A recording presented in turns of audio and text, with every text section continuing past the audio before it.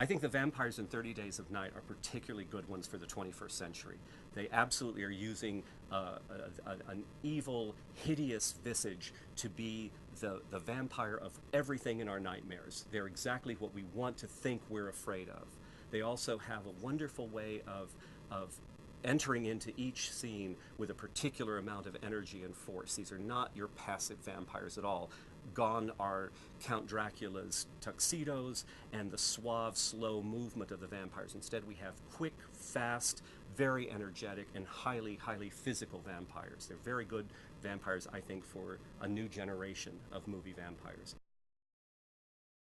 It's a very interesting feature of this film. It's a little detail that I think a lot of even vampire buffs don't necessarily catch about the essential nature of a vampire. They are essentially dead, and therefore they don't breathe.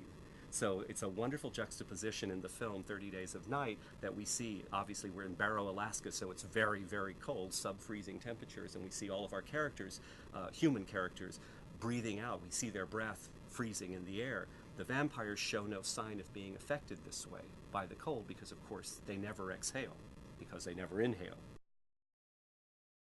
I really like about the postmodern vampires, we'll call him the new modern day vampire, is that he or she has continued to evolve as any organic entity should do.